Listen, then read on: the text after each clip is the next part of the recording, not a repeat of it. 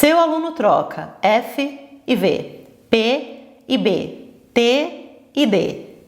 Então esse vídeo é para você. Mas antes da gente falar dessas trocas surdas e sonoras, se inscreve no meu canal, ativa o sininho para não perder nenhuma novidade que toda semana eu tô postando por aqui. E deixa também a sua dica do que você gostaria de saber, de entender um pouco mais. E eu vou trazer aqui informações para te ajudar, para ajudar você com o seu paciente, com o seu aluno ou com o seu filho. Então, bora lá falar sobre essas famosas trocas entre FV, PIB, CG, T e D e por que isso acontece. Na nossa língua, nós temos fonemas que chamamos de pares surdos e sonoros, tá? Que são fonemas que nós produzimos com o mesmo movimento, mas um vai ter uma sonoridade e o outro não. Então vamos explicar isso de uma forma prática. Para produzir, por exemplo, o som do F, eu coloco meu dente de cima, meu dente superior, sobre o meu lábio inferior e sopro. Para produzir o som do V, eu faço o mesmo movimento. Coloco o dente de cima, o dente superior, sobre o lábio inferior e sopro. Só que auditivamente falando, o som do V sai mais forte do que o som do F. Isso acontece por quê? Vamos fazer outro teste prático. Colocando a mão aqui na região da minha prega vocal, vamos fazer o som do F. Agora o som do V.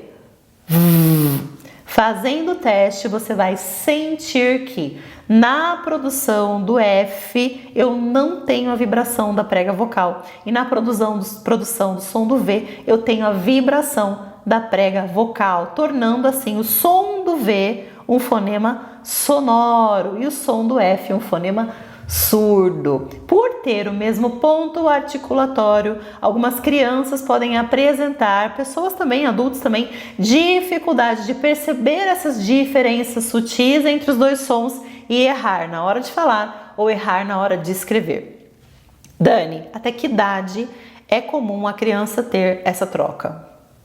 A criança não pode ter essa troca, tá? Então, sempre que a criança apresentar trocas entre esses sons parecidos na fala ou na escrita, ela precisa de avaliação e intervenção fonoaudiológica. E é fonoaudiológica porque é um problema provavelmente de processamento auditivo ou de processador fonológico, que são áreas de domínio aí da fonoaudiologia, tá? Outras questões da escrita, questões ortográficas, alguns outros problemas podem ser direcionados aí a outros profissionais, né? Psicopedagogo, neuropsicopedagogo, mas essas trocas entre fonemas surdos e sonoros, na fala ou na escrita, precisam ser direcionados aos fonoaudiólogos, que são os profissionais capacitados para resolver essas questões, ok?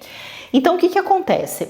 Existem algumas trocas na fala e na escrita que são esperadas para aquela fase da criança. Então, por exemplo, uma criança de 3 anos e meio que ao invés de falar barata, ela fala balata. Tá tudo bem com ela, por quê? Porque ela ainda não tem idade para produzir o som do R, ela vai ter idade lá próximo dos 4 anos para começar a falar o sonzinho do R. Então tá tudo bem, é uma troca esperada no desenvolvimento de fala. Agora, uma criança que troca FV, PIB, TID, CG, CHX com JG na fala, não é uma troca esperada, portanto, se ela apresentar esse tipo de ensurdecimento na hora de falar, ela precisa de atendimento fonoaudiológico, tá? A mesma coisa na escrita. Então, por exemplo, uma criança de 1º ano que não sabe se é SS, se é S, se é C cedilha, escreve cebola com S, tá tudo bem. Por quê? Porque ela está sendo alfabetizada e essas trocas de escrita são esperadas para aquela fase escolar. Agora, se ela está trocando PIB, TID, FV, CG, não pode, mesmo que ela esteja no 1º ano, é uma criança que você precisa investigar, precisa encaminhar para fazer um tratamento fonoaudiológico, porque não são trocas esperadas no desenvolvimento da alfabetização, ok?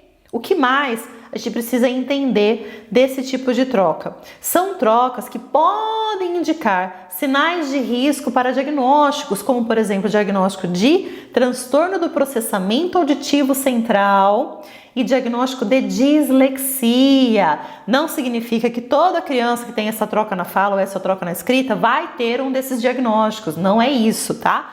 Mas Por apresentar esse tipo de troca, ela se torna uma criança de risco que precisa de avaliação e intervenção para monitorar e ver se ela realmente não tem aí um diagnóstico de transtorno de aprendizagem, um diagnóstico de processamento central alterado ou um diagnóstico talvez até mesmo de um TDAH, que muitos deles apresentam esse tipo de troca também. Então, um tipo de troca, o que vocês têm que gravar? Que não pode ser ignorada. É um tipo de troca na fala e na escrita que precisa de avaliação, de investigação, de intervenção e de monitoramento, porque são crianças de risco para diagnósticos, ok?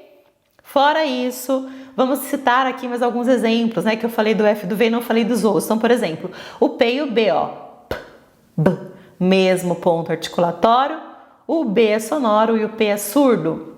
CHX, sh, e JG, j. O CHX é surdo e o JG, j, é sonoro. S e Z, s, z, mesmo movimento. O sonzinho do Z é sonoro. O C de casa e o Q de queijo com o G de gato. K, G. O G é sonoro, o C e o Q é surdo. E o T e o D. T, D.